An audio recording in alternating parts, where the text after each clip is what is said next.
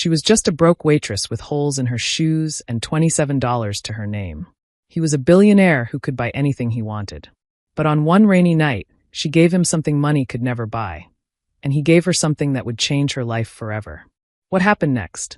A corporate conspiracy, a battle against the powerful, and a friendship that proved kindness isn't just nice.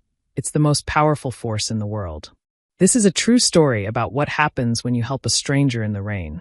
And I promise you, by the end, you'll never look at kindness the same way again. Let me take you back to where it all began.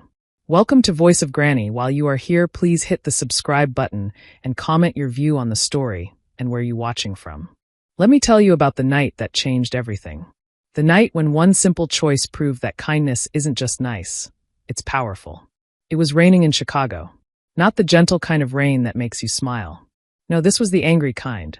The kind that soaks through your clothes in seconds and makes you wonder if the sky itself is weeping.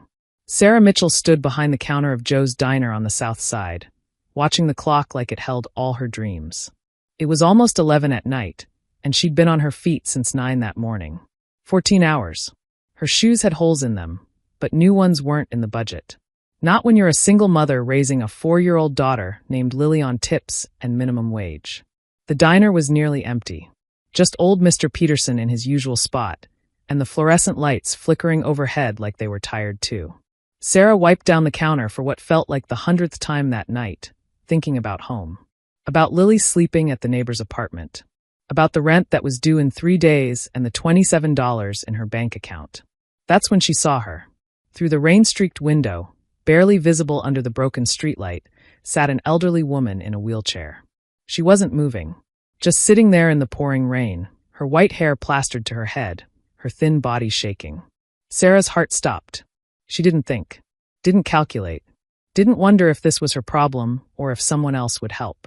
She just moved, pushed through the door into the storm, rain hitting her face like tiny needles. "Ma'am," Sarah shouted over the thunder. "What are you doing out here?" The old woman lifted her head slowly. Her face was pale, lips turning blue, but her eyes were still bright. And terrified. "My son," she whispered. "He said he'd pick me up from my appointment. He said he'd be here. How long have you been waiting?" "I don't know anymore. An hour? Maybe longer?" Something broke inside Sarah's chest. She knew that feeling. Being forgotten. Being left behind like you don't matter. Like you're invisible. "Come on," Sarah said, already moving behind the wheelchair. "Let's get you inside." "But the diner's closing." "I don't care. You're freezing." Sarah pushed the wheelchair toward the door. The wheels caught on the cracked sidewalk, and she had to use all her strength to get it moving. Her arms burned. Her back screamed. But she kept going. Inside, Sarah wheeled the woman to the warmest spot, right next to the old radiator that actually worked. She ran to the back, grabbed every clean towel she could find, and wrapped them around those thin, shaking shoulders. "Stay right here," Sarah said softly. "I'm going to get you something hot." She made chicken soup. The good kind they made fresh every morning. Added buttered toast and hot tea with honey. Brought it all over and set it down gently.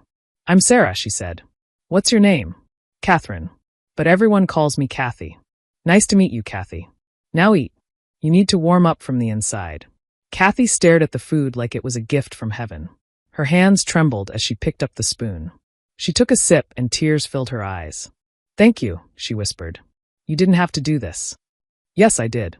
They sat together in that quiet diner while the rain hammered outside.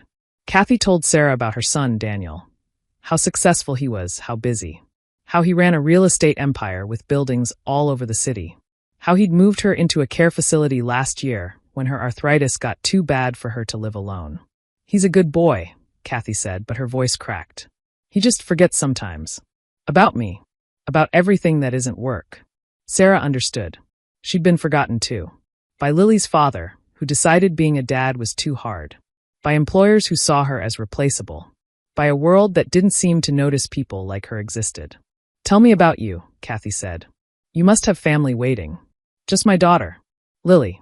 She's 4 years old and she's everything to me. 4 is a beautiful age." "It is." This morning she asked me why clouds don't fall down. Took me 20 minutes to explain gravity, and I'm still not sure she believed me. Kathy laughed. Actually laughed. It was a beautiful sound in that shabby diner. They talked for another hour. About children and dreams and the way life doesn't always turn out how you planned. About being strong even when you're tired. About holding on even when letting go seems easier. Finally, Sarah called a taxi, made sure Kathy got in safely, watched the car disappear into the rain. She went home that night to her tiny apartment, kissed sleeping Lily on the forehead, and whispered, "I promise, baby. I'm going to make things better for us." Sarah had no idea how true those words would become. She had no idea that helping one lonely woman in the rain would change absolutely everything. Because the next morning, when Joe's Diner opened its doors, a man walked in. He wore a suit that probably cost more than Sarah made in 6 months. His shoes were polished to a mirror shine. His presence filled the room like he owned it. He walked straight to Sarah. "You're Sarah Mitchell," he said. "Not a question. A statement." "Who's asking?" "My name is Daniel Foster. You met my mother last night." And just like that, Sarah's life was about to take a turn she never saw coming. Sarah's heart pounded as she looked at Daniel Foster.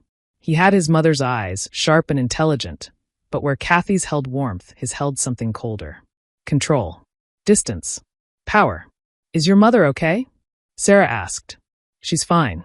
Thanks to you." He glanced around the diner, his expression unreadable. "Is there somewhere we can talk? This is as private as it gets.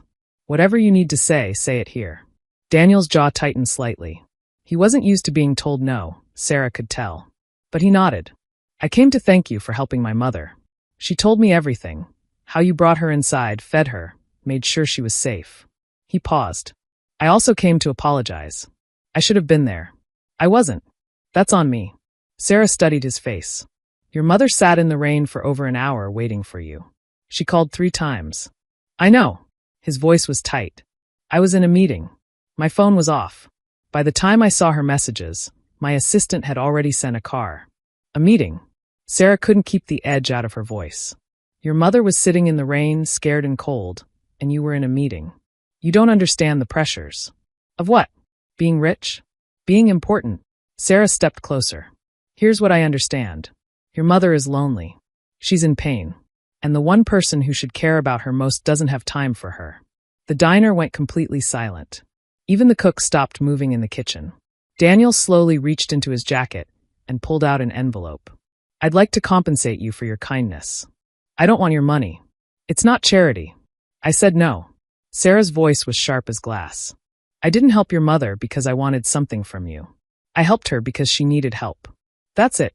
Daniel stood there, envelope extended, looking at Sarah like she was a puzzle he couldn't solve. "You're a waitress at a diner that's barely staying open. You have a daughter. You need—" "Don't," Sarah interrupted. "Don't tell me what I need. You want to make yourself feel better? Write a check to a homeless shelter. But don't come in here throwing money at me like that erases what you did to your mother." Something flickered in Daniel's eyes. Surprise, maybe. Or respect. "You're right," he said quietly. "About most of it. I failed my mother. I've been failing her for years." He met Sarah's eyes. "But I'm not here to make myself feel better. I'm here to offer you a job." Sarah blinked. "What?" "A job. At Foster Properties. Director of Community Relations. Your salary would be 10 times what you make here." "Are you insane? I'm a waitress. I didn't even finish college. I don't need another business degree who can quote textbooks. I need someone with instincts. Someone who can read people. Someone who sees what others miss." Daniel set a business card on the counter. "My mother said you were stubborn. She also said you were kind, smart, and that you made the best soup she'd had in years." He tapped the card. "Think about it." "I don't need to think about it. The answer is no." "Why?" "Because I don't belong in your world. And I'm not interested in pretending I do." Daniel studied her for a long moment. Then he smiled. Really smiled. "My mother said you'd say that." He turned toward the door. "The offer stands. Call me if you change your mind." He was almost out when Sarah heard herself call out. "Wait." Daniel turned back. "Your mother. She's really okay." His expression softened. "She is. She asked me to tell you thank you. And that she'd like to call you sometime, if that's all right. Tell her I'd like that very much." After he left, Sarah stared at the business card. Simple. Elegant. Daniel Foster, CEO, Foster Properties. She should throw it away. Should forget this whole bizarre conversation. Instead, she slipped it into her apron pocket. For 3 days, that card sat there like a hot coal. Every time she counted her tips and came up short, She thought about it. 10 times her current salary. The number was impossible. On the fourth day, her landlord knocked on her door. "Rent's due, Sarah. You're already a week late." "I know, Mr. Williams. I'll have it by Friday. You said that last month, too." "Friday, or I start eviction proceedings." After he left, Sarah sat on her worn couch and did the math. Rent, utilities, groceries, childcare, Lily's shoes that were too small. The numbers didn't work. They never worked. She pulled out the business card and stared at it. "Mama, why do you look sad?" Lily appeared in the doorway, holding her stuffed elephant. "I'm not sad, sweetie. Just thinking." "About what?" "About how to make things better for us." Lily climbed onto the couch and snuggled close. "Things are already good, Mama. We have each other." Sarah wrapped her arms around her daughter, fighting tears. Love didn't pay the bills. Being together didn't put food on the table. That night, after Lily was asleep, Sarah picked up her phone.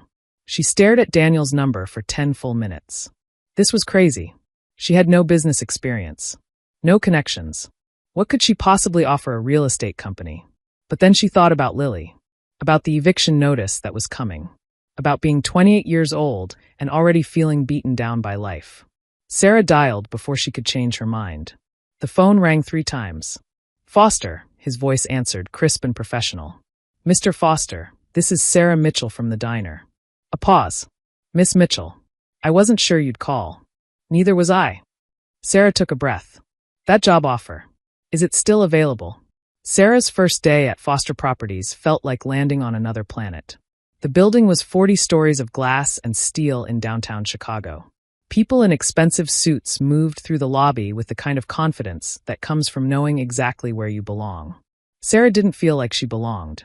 She'd bought her outfit at a thrift store. A black blazer, gray pants, a white blouse. Her shoes pinched her toes.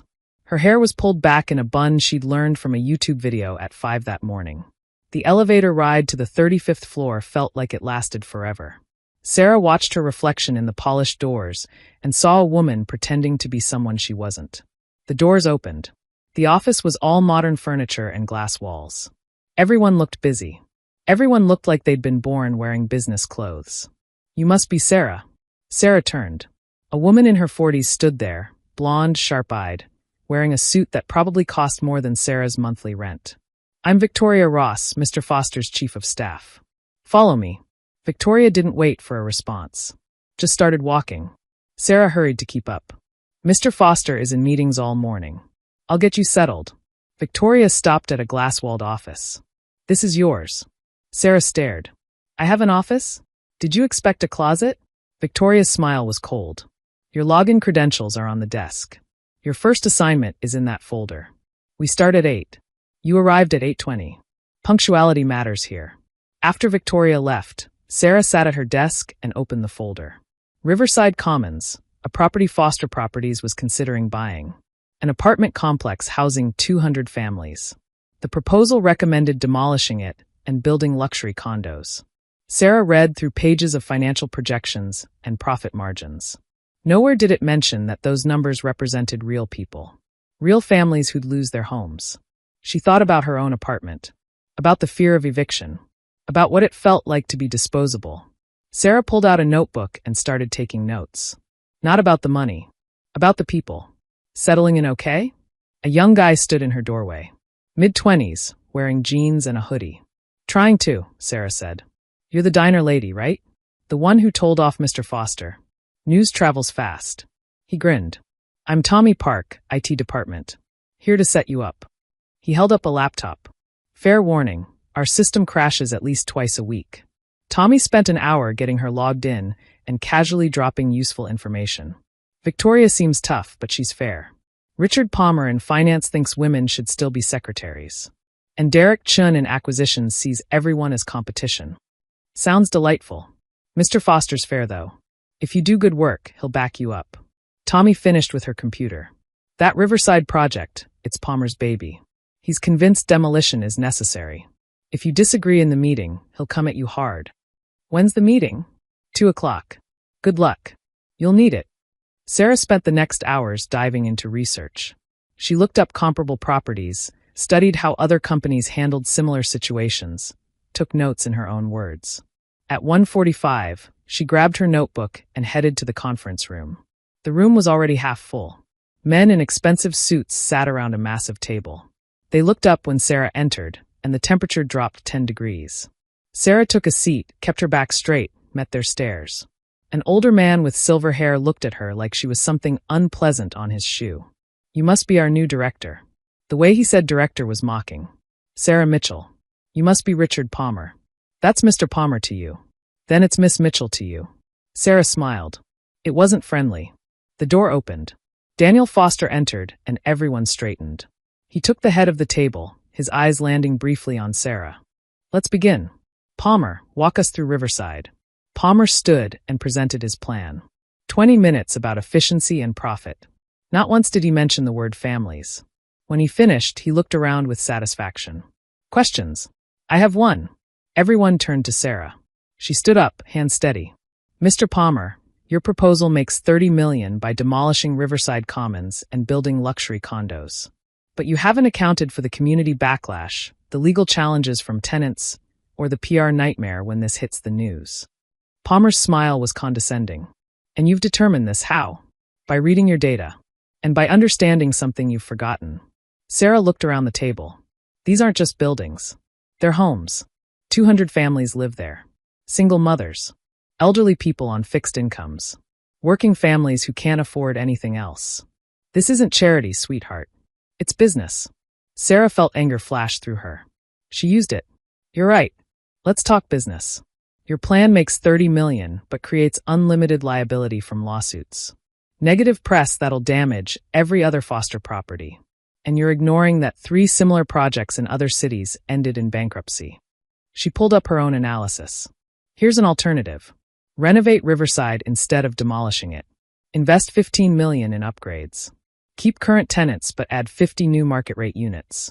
Net profit, $12 million. And you keep 200 families in their homes."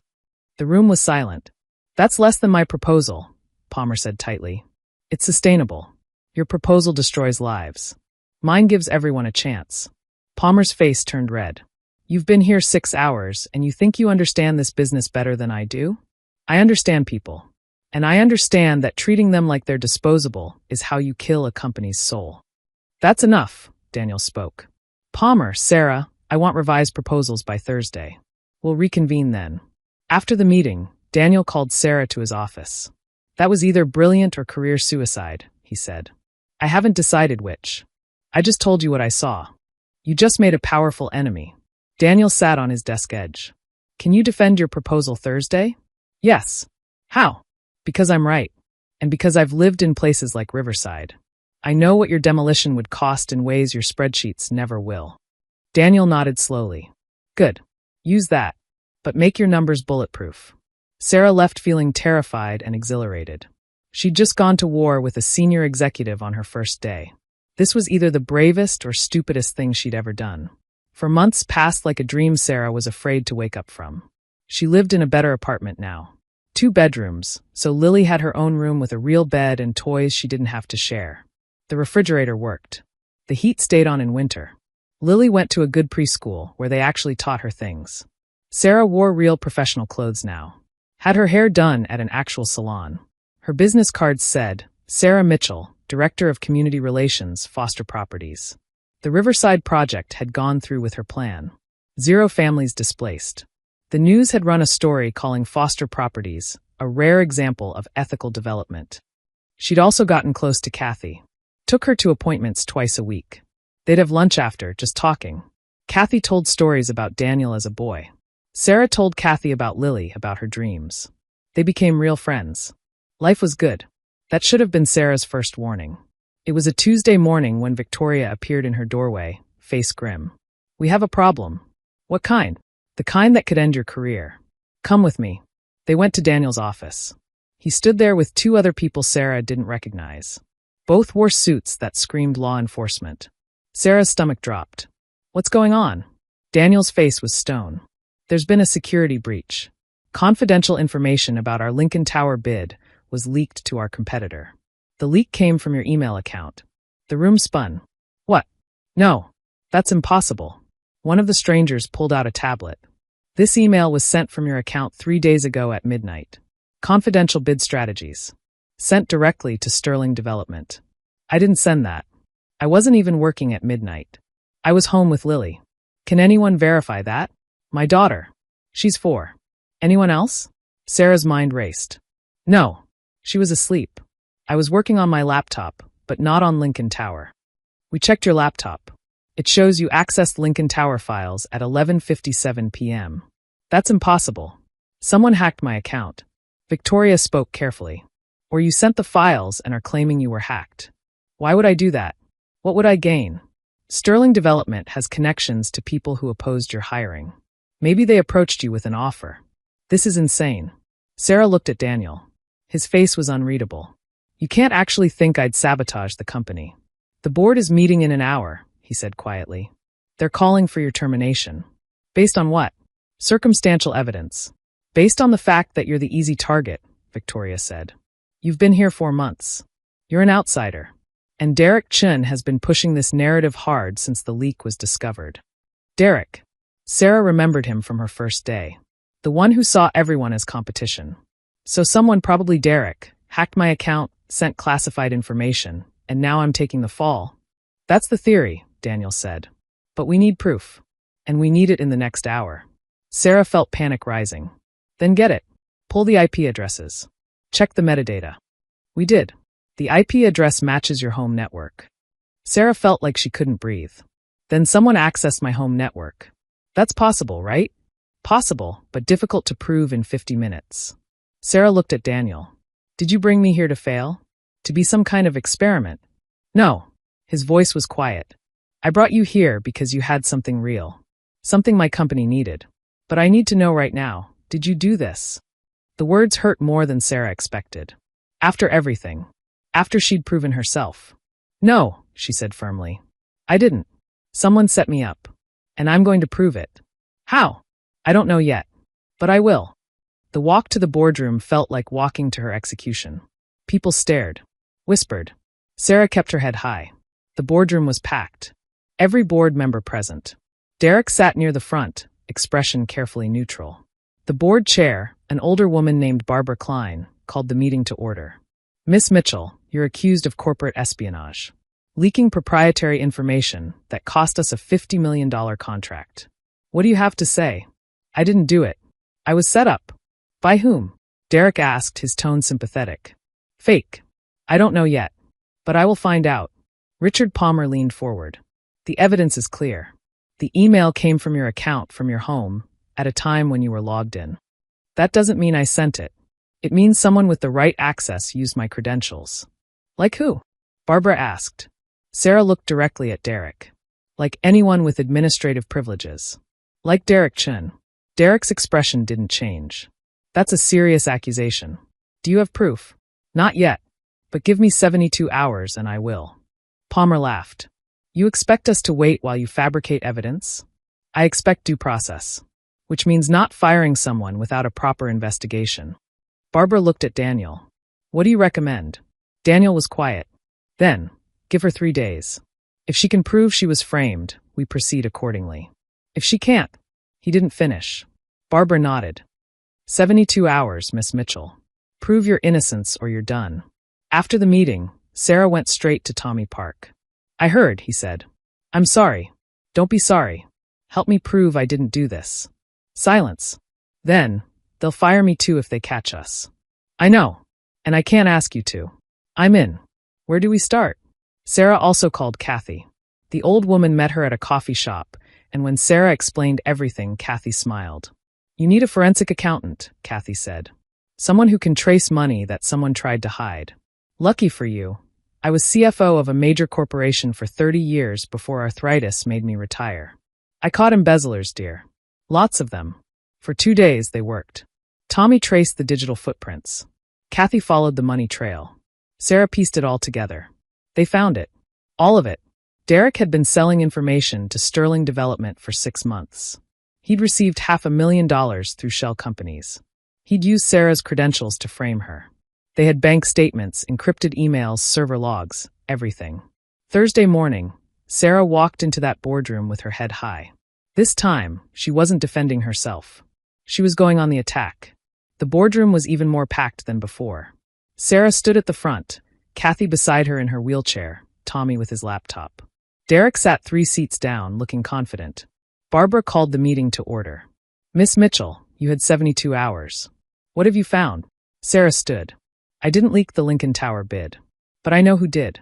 And I can prove it. Tommy connected his laptop to the screen. On Tuesday, October 10th, at 11:30 p.m., someone installed remote monitoring software on Sarah's laptop. That software captured her login credentials. The screen showed installation logs.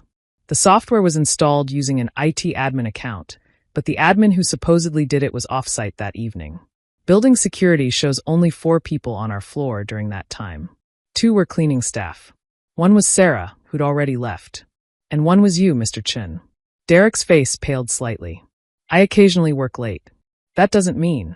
It means everything when we add the financial component, Kathy interrupted. She placed a folder on the table. This folder contains bank records for a company called Riverside Holdings LLC. That company received $500,000 from a Cayman Islands account on October 12th, 2 days after the information was leaked.